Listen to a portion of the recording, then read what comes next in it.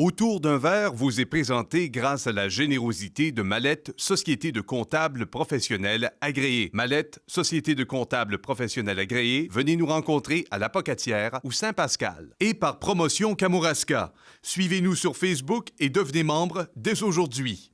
Promotion Kamouraska, notre mission, positionner notre région comme destination de choix.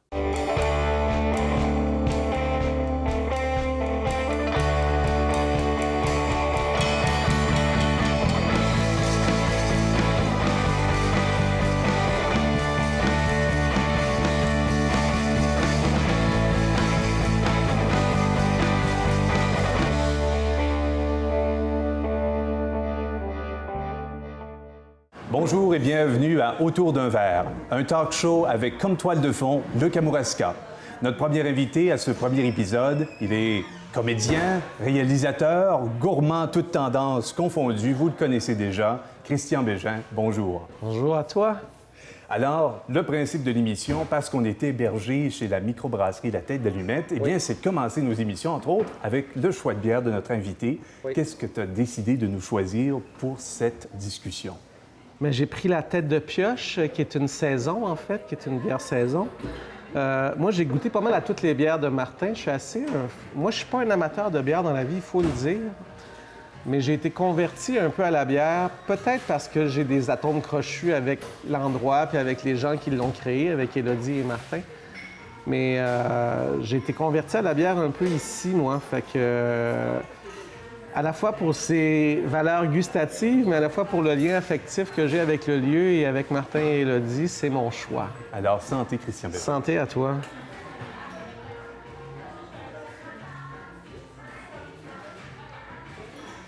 Elle est pas mal bonne. C'est bon. C'est un bon choix. Une bière d'été, là, vraiment, c'est vraiment bon. Puis moi, j'aime pas beaucoup l'amertume dans la bière, pas trop d'amertume. Je suis pas un amateur de IPA. Fait que pour moi, ça me convient parfaitement. Oui. Ça fait déjà quelques années que tu as décidé d'élire oui. Ça va faire 4 ans cette année, effectivement, oui. Si tu devais comparer ta relation avec le Kamouraska avec une relation de couple, tu dirais quel genre de relation tu as présentement? Bien, je dirais que c'est un coup de... ça va sembler cliché, mais c'est ça pareil. Je suis obligé de dire que c'est ça. C'est vraiment un coup de foudre. Et dans le coup de foudre, il y a quelque chose d'absolument irraisonné. Hein. Dans le coup de foudre, il y a quelque chose où la raison cède le pas à une espèce d'impulsion qui, si on se met à écouter la raison, tout te dit que c'est pas une bonne idée de rentrer dans cette relation-là. Mais moi, c'est ça que j'ai vécu. C'est une région que je crouse depuis de nombreuses années. Je me plais souvent à dire ça parce que mon fils, qui a maintenant 22 ans, qui va avoir 22 ans en fait, quand il était tout petit, on venait faire du camping ici dans la région à la Sebka, qui est le voisin en fait de la Tête d'Allumette, qui est un camping sur des battures du Bas-Saint-Laurent, avec des terrains extraordinaires sur le bord de la batture. Puis, comme on dit, un jour j'aurai un château en Espagne, je me disais, un jour je vais vivre ici sans jamais vraiment y croire, sans jamais être convaincu que c'était pour arriver. Et il y a quelques années, en fait, la 2e saison de Curieux Bégin, je suis venu faire une émission dans le Kamouraska où j'ai rencontré la gang de Martin, Élodie, Perle Morancy, Kim Côté de chez Côté Est et Marie-Ève Lévesque, qui est maintenant à la ferme du Racu ici. Et ils avaient un restaurant qui s'appelait La Camarine, qui est maintenant passé au feu, malheureusement, après 1 an d'exploitation. Puis je suis tombé amoureux de ces 5 gens-là d'abord. Ça a été un coup de foudre, ça a été une rencontre assez déterminante. Là. Je suis tombé vraiment amoureux de ces 5 personnes-là. C'est devenu aujourd'hui de bons amis. Puis j'avais dit à cette gang-là, si un jour vous voyez une maison dans le Kamouraska, dites-le moi. Et Marie-Ève Lévesque, et je ne saurais jamais assez la remercier, un jour a spoté la maison que moi j'ai trouvée à Saint-Germain-de-Kamouraska, qui est un petit village de 275 habitants, qui est en haut de la 132, donc qui n'est pas directement sur le fleuve, puis qui est un village vraiment rural, qui a été peuplé beaucoup par des agriculteurs. C'est majoritairement de l'agriculture qu'on y fait à Saint-Germain. Puis quand j'ai vu la maison au bout de mon rang, qui est maintenant ma maison, j'ai été foudroyé par un sentiment assez particulier qui est l'impression d'être arrivé chez soi. Vraiment. je me plais souvent à dire que j'habite sûrement le Kamouraska depuis plus longtemps que les 4 ans. Il y a quelque chose dans la reconnaissance avec le territoire, avec la maison, avec le lieu, avec l'endroit. Puis moi, je ne veux pas verser dans aucun ésotérisme. Je ne suis pas ésotérique d'aucune façon. Il y a vraiment eu une rencontre, l'impression que j'étais enfin rendu chez moi. Moi qui suis un être assez nomade et assez errant. J'ai beaucoup déménagé dans ma vie. Fait que quand je suis arrivé là, j'ai fait « OK, ça a été vraiment un coup de foudre. » Avais-tu déjà vécu ce sentiment-là auparavant ou c'était la première fois que tu as eu cette espèce de ressentiment de dire « Finalement, je suis arrivé. Finalement, c'est ici que je suis Non, c'est vraiment la première fois. Bien sûr, il y a eu une maison à Montréal que j'ai habitée pendant 16 ans, là, la maison d'enfance de mon fils où j'avais pris racine. Mais il y a quelque chose dans la résonance une résonance, un écho, quelque chose qui correspond à où je suis rendu dans ma vie aussi. Tu sais, j'ai 52 ans, alors bien sûr, il y a des choses que... Tu sais, la ville, moi, je l'ai écumée à l'envers, à l'endroit. Je veux dire, je l'ai vécu, la ville de Montréal. Je l'ai pressé le citron jusqu'à plus soif, là. Alors, j'avais besoin d'un endroit pour me déposer un peu, compte tenu de ma vie un peu tourbillonnante. Fait que c'était la première fois que je sens ça de façon aussi physique, viscérale, où j'ai fait vraiment, puis j'ai la conviction intime, profonde que je vais mourir ici, là, que c'est ici que je vais finir mes jours. En espérant que ce ne soit pas cette année, mais ouais, je vais finir mes jours ici. Puis j'ai l'impression que plus les années vont passer, plus je vais m'inscrire dans cette communauté-là. Tu sais, je le fais encore. Des fois, je suis absolument frustré du temps que je peux y accorder. Je suis conseiller municipal de mon village. Puis je me rends compte que ma vie ne me permet pas de remplir ce poste-là avec tout le temps que je voudrais y allouer. Mais j'ai l'impression qu'au fil des années, je vais réussir à me déposer ici de plus en plus. Ouais. La manière dont tu me décris ton attachement avec le Kamouraska, c'est comme si vous vibriez à la même longueur d'onde. Oui. As-tu l'impression qu'il faut absolument être sur cette longueur d'onde pour y trouver son compte dans la région? Ou est-ce que c'est réellement un endroit qui est fait pour tout le monde puis que c'est possible de faire son bonhomme de chemin sans pour autant avoir eu le coup de foudre? Oui, je pense. C'est sûr qu'un coup de foudre, c'est assez exceptionnel dans une vie, hein? Puis toutes les relations ne se bâtissent pas sur un coup de foudre. Heureusement aussi, parce qu'il y a certains coups de foudre qui sont comme des feux de paille puis qui s'éteignent après avoir consumé la passion. Mais moi, j'ai participé avec l'organisme Place aux jeunes en région à des séjours exploratoires dans le Kamouraska, puis j'ai constaté qu'il y avait que le Kamouraska avait un pouvoir attractif assez fort quand même. Il y a quelque chose dans la beauté du territoire, bien sûr.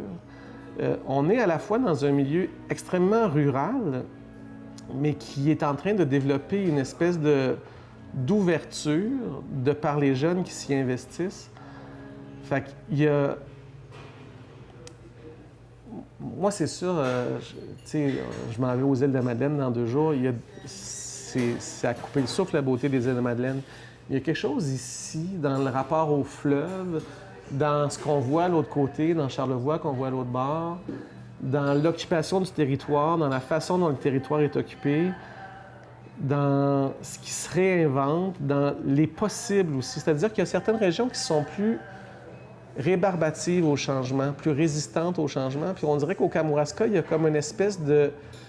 Moi, je le vis beaucoup à Saint-Germain. Notre église est fermée maintenant. L'église offre plus de services ou très peu dans la sacristie, là, mais l'église est fermée, comme de plus en plus d'églises au Québec vont fermer.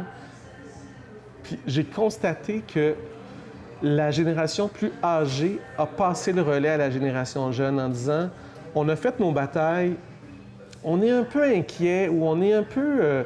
on doute un peu de vos initiatives. » À la limite, ça nous fait un peu peur parce qu'on a peur que ça vienne nous priver de notre calme. Mais on vous fait confiance et on vous passe le relais. Parce que si on ne vous passe pas le relais, si on ne passe pas le relais aux jeunes dans les régions vont s'éteindre, vont fermer, vont s'atrophier, vont se scléroser. Mais pour revenir à ta question initiale, je pense qu'effectivement, on n'est pas obligé de vivre toujours sur ce buzz-là que moi je vis, qui va peut-être un jour se calmer. Le fait que je ne vive pas en permanence aussi fait qu'à chaque fois que j'y reviens, c'est comme une espèce d'autre injection, c'est comme un autre show. Fait que Mais non, je pense que c'est une région qui a un pouvoir attractif très fort.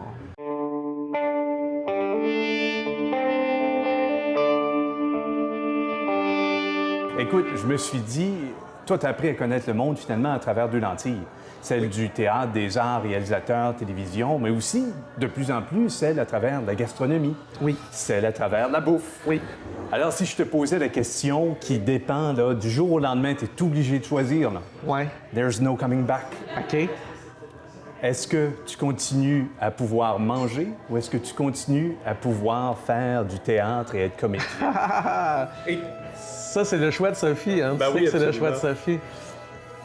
Je sais pas. La seule chose que je sais, c'est que ma vie à 52 ans et que de la façon dont j'appréhende le reste de ma vie, parce que quand tu as 50 ans passés, tu commences à regarder la vie sur le temps qu'il te reste, hein? Parce que tu en as plus derrière que tu en as devant.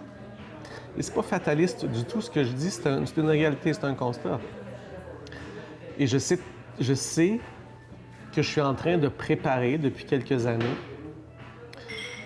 un changement qui sera sûrement majeur dans ma vie puis qui va m'amener à vivre probablement ici en permanence et qui va sûrement me permettre de vivre une espèce de rêve ou de fantasme que j'ai de fond d'aubergiste et de restaurateur qui me permettra peut-être un jour de me consacrer. Peut-être que je continuerai à écrire, probablement que je vais continuer à écrire parce que c'est vital pour moi puis que je vais toujours rester un créateur. Mais je pense que ma vie s'oriente vers la bouffe, je te dirais. Ouais. Donc, quelque part, dans quelques années, on pourrait avoir un chez Bégin quelque part, là, dans le Je Kamouraska. pense que oui, éventuellement, ça se dessine de plus en plus. Ouais. Restaurant italien, espagnol. Je ne crois pas que ça va être un restaurant parce que j'ai trop d'amis en restauration pour savoir que c'est un esclavage et que c'est une vie d'enfer. Mais probablement, moi, j'ai quelques bâtiments sur mon terrain que j'ai envie de convertir en lieu d'accueil. Puis peut-être que j'aurai 2 chambres et puis je dirais pour souper à soir, il y a ça. Si ça vous tente pas, vous mangez d'autres choses, vous allez manger ailleurs. Mais l'espèce d'aubergiste 2.0, là, on verra ça. Ouais.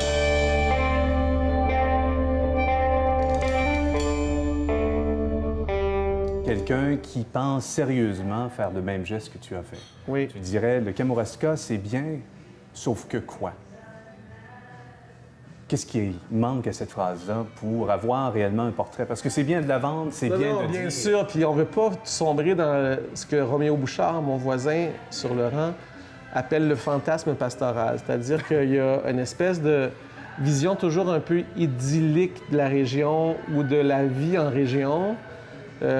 Puis on le vit particulièrement chez les urbains qui viennent vivre en région, qui arrivent ici avec cette espèce de fantasme-là que tout est beau, puis tout est magnifique, puis que c'est le début d'une vie nouvelle. Bien sûr, la région, ce qui est fantastique en région, c'est que tout est possible, sauf que il faut convaincre les gens d'ici que tout est possible. Moi, je dirais que même si, je te parlais tantôt de résistance au changement, même si je sens qu'il y a une ouverture qui se crée, il y a toujours en région le danger de vouloir conserver quelque chose qui existe de façon séculaire là, depuis des dizaines et des dizaines et des dizaines et des dizaines d'années, puis de résister un peu au changement que les jeunes voudraient y apporter. C'est à la fois angoissant, je pense, pour la population, parce qu'il faut regarder démographiquement aussi le pouvoir. Je veux dire, démographiquement, c'est une population vieillissante, hein, le Bas-Saint-Laurent. Le bilan migratoire n'est pas encore positif, puis c'est pas encore les jeunes qui sont majoritaires, comme partout au Québec, bien évidemment. Fait que le Kamouraska, c'est l'endroit où il faut vivre, sauf qu'il faut avoir la couenne faite forte pour quand même convaincre les gens qui vivent ici depuis très longtemps de se laisser aller à cette vague de changement qu'ils veulent inscrire. Puis moi, je le vois là, à Saint-Germain, que ça commence à céder. Les gens commencent à se rendre compte que ça doit passer par les jeunes qui reviennent. Puis le Kamouraska, c'est merveilleux comme toutes les autres régions du Québec, sauf que tout est plus difficile parce qu'on a de moins en moins de moyens aussi. Puis on vit dans un contexte politique. Et là, je ne m'attaque pas à un parti, je m'attaque à une réalité nord-américaine, même mondiale, où il y a une espèce de consensus sur une façon néolibérale d'administrer nos territoires, qui fait que là, on commence à être un peu dépossédé de certains outils qui nous servaient. Je parle de la disparition des CLD, la disparition des CRI, qui ont été, si on parle à Élodie et Martin, je suis persuadé que le CLD a été un outil important pour l'accompagnement ou le mentorat même quand on part une entreprise comme ça. Fait que la disparition des moyens, la méconnaissance des régions chez ceux qui sont élus font en sorte que ça prend probablement plus d'énergie partir quelque chose ici qu'à Montréal, mettons. Ça demande une plus grande détermination, puis un plus grand courage, un acte de foi, en fait, qui est des fois proche de l'insouciance, tu sais, je te dirais, ou de l'inconscience. Ou de la naïveté. Ou de la naïveté, ou de l'idéalisme, ce qui est merveilleux aussi, mais qui... Toi, t'es-tu frappé à certaines portes? Maintenant que tu joues un rôle politique plus impliqué, maintenant que tu as eu la chance de peut-être voir un peu plus de dossiers, est-ce que certains moments où tu t'es dit, dans une grande municipalité ou dans une autre région, ça serait passé autrement? Non, moi, ça, je dois dire que non. J'ai bien sûr senti, lorsque je suis arrivé ici, une méfiance qui est... Pas une méfiance, mais c'est comme on te regarde arriver, et c'est tout à fait sain aussi. Une évaluation. Une évaluation, puis avant de te donner le bon Dieu, ici, tu sais, on dit souvent, on te donne le bon Dieu sans confession. Bien ici, il faut que tu te confesses avant qu'on t'accorde le bon Dieu, puis c'est correct, je trouve ça sain, je trouve ça normal, puis surtout que souvent... Oh, pardon, j'ai accroché mon micro. Surtout que souvent... Des fois, on peut arriver de la ville avec nos gros sabots, avec des intentions de changer des choses, mais je pense qu'il faut commencer par regarder les gens vivre et créer des vrais contacts avant de vouloir instituer quelque changement que ce soit dans une région, même si on pense qu'on est investi de quelque chose ou qu'on a envie que les choses bougent ou qu'on a... De toute façon, les changements, moi, je constate, tu sais, je regarde tous mes amis, là, les jeunes, là, qui travaillent de façon beaucoup plus concrète que moi à ce que les choses changent, dans le fond.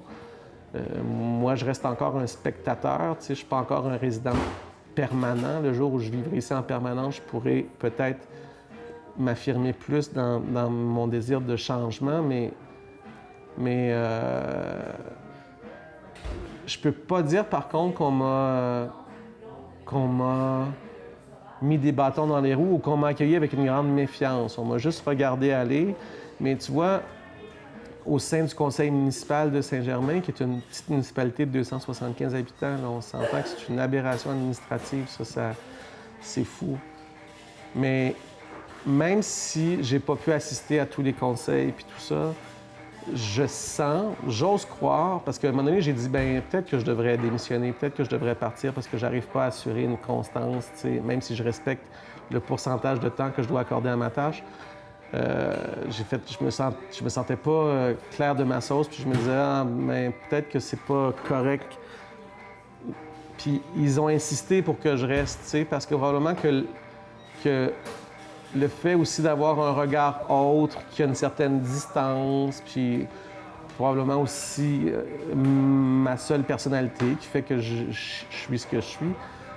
Puis là, ça a été pour moi un beau signe pas seulement de reconnaissance, mais d'accueil, tu sais, de dire, ben non, va-t'en pas, tu fais partie de cette communauté-là maintenant, puis on sent que t'es pas là en touriste, que t'es là pour y vivre, pour t'y inscrire, puis pour participer à cette communauté-là. Donc, ils ont accepté que tu amènes de l'eau au moulin, mais toi, est-ce que le Kamouraska a amené de l'eau à ton moulin? As-tu adapté des réflexes? Ça a changé ma vie, moi, ici. Ma vie... Tu sais, on a plus qu'une vie dans une vie, bien sûr, mais moi, ça a changé ma vie de débarquer dans le Kamouraska. Ça a changé mon rapport au temps, mon rapport aux gens. Qu'est-ce que tu fais maintenant que tu n'aurais jamais fait auparavant? Es-tu déjà surpris au milieu d'une action ou en plein processus de pensée à dire « j'aurais jamais réfléchi comme ça il y a 30 ans » ou « j'aurais jamais posé telle action de telle manière il y a... » Bien, je vais peut-être te décevoir, mais dans Ne rien faire et être contemplatif, je ne m'étais jamais permis ça avant dans ma vie. Être contemplatif, accueillir le territoire, le regarder, rien crisser, comme on dit chez moi. Le Kamouraska m'a appris ça et c'est pas banal parce que apprendre à se déposer, c'est aussi apprendre à refaire ses batteries pour mieux se mettre en action après. Puis moi, je suis quelqu'un qui a toujours vécu à la pédale dans le tapis à 200 km/h. Ce qui fait que des fois, quand on se dépose pas, on n'a plus le temps de réfléchir les choses. On est juste dans l'action ou dans la réaction. Et le Kamouraska m'a permis de tout à coup me déposer, prendre une distance par rapport aux choses, calmer certains élans aussi ou certaines colères, bien que je vais toujours rester un être indigné ou avec une grande gueule qui prend position puis qui choque des fois puis qui dit des gros mots, mais le Kamouraska m'a permis ça. Personnellement ou professionnellement? Personnellement, puis professionnellement aussi, parce que c'est devenu un lieu où j'écris. Moi, l'écriture prend de plus en plus de place dans ma vie. Alors, je viens écrire beaucoup ici, puis écrire ici, c'est autre chose qu'écrire en ville. C'est fou, mais le fait d'avoir tout à coup une perspective de l'horizon, le silence, le rapport direct avec la nature, c'est pas pareil. On n'écrit pas de la même façon. Fait que le Kamouraska m'a amené ça et m'a aussi permis de créer des liens avec du monde qui n'aurait jamais fait partie de ma réalité autrement. C'est-à-dire que, bien qu'avec Curieux Bégin, je rencontre de plus en plus de producteurs, d'agriculteurs, puis tout ça, je le faisais en périphérie, en profane, tu sais, un gars qui travaille puis qui fait ça dans la vie pour payer son hypothèque en partie. Mais maintenant, ces gens-là font partie de ma vie réellement. C'est-à-dire que moi, mes amis dans la vie, ce sont beaucoup des gens qui tournent alentour de mon milieu, c'est-à-dire le milieu du théâtre, de la télévision. Donc, j'ai des amis comédiens, des amis producteurs, des amis auteurs. Maintenant, j'ai aussi des amis qui sont éleveurs de moutons sur le rang 2 à Saint-Pascal, puis qui ont une bergerie magnifique qui s'appelle l'Ami Berger, des micro-brassistes ici à la tête d'Almette, des restaurateurs, une maraîchère fantastique sur le rang 2 aussi qui s'appelle Clotilde Paulin, qui a des jardins du Baluchon. Donc, ça m'a mis aussi en contact, ça m'a fait atterrir sur une autre planète que j'aurais sûrement pas côtoyée si j'étais pas venu vivre ici.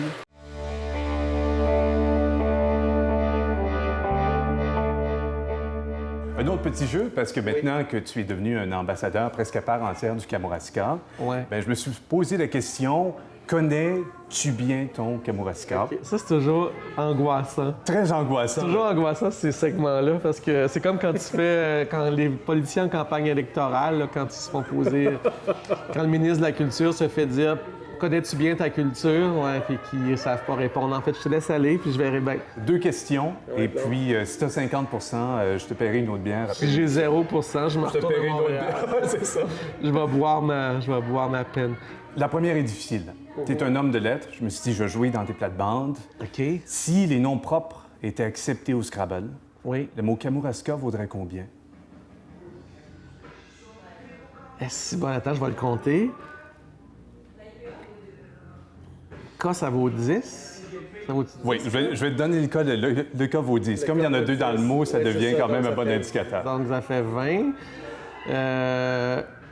Bon. A, O, ça doit avoir 1, c'est assez facile, ça. Fait que, bon. Donc, on est presque à une trentaine, là, je te dirais. 30 quelque chose. Je te le donne. C'est 30. 30? Pile, absolument. Pile. Le M vaut 3, toutes les autres valent 1, et puis les K vaut 10. Quand même. Bravo, bravo. OK. La deuxième, oui. Un peu plus difficile. Oui. Laquelle de ces municipalités oui. n'est pas au Kamouraska? D'accord, vas-y. OK, j'ai une longue liste. Oui, vas-y. Mont-Carmel. Oui. Saint-Alexandre de Kamouraska. Oui. Saint-Bruno de Kamouraska. Oui. Sainte-Hélène de Kamouraska. Oui. Saint-Joseph de Kamouraska. Oui. Saint-Georges-de-Beauce. Je vous laisse y penser pendant quelques instants. Oh, merci. T'es bon pour moi. Saint-Georges-de-Beauce. Bravo! Merci, j'ai presque 100 Ben toi, écoute, le 30, c'est très bien. Déjà, de savoir que le cas vaut 10. Oui, c'est ça. Ben bravo, je suis impressionné par toi. Merci, t'es fin.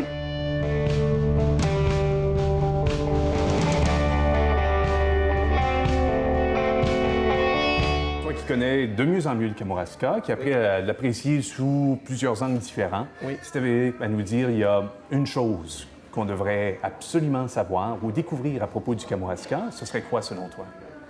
Ça, c'est toujours difficile parce que j'ai tellement d'amitié et de gens ici à qui je voudrais offrir une visibilité, puis parce qu'ils font un travail de fou. Mais il y a comme un secret caché qui se développe en ce moment, qui est tout près d'ici, qui s'appelle le Raccoin, qui est une espèce de nouvelle place, un peu du genre de la Tête d'Allumette, mais pas du tout. C'est pas une microbrasserie, mais c'est à la fois un camping, un resto, où on fait des déjeuners extraordinaires, qui est face au fleuve,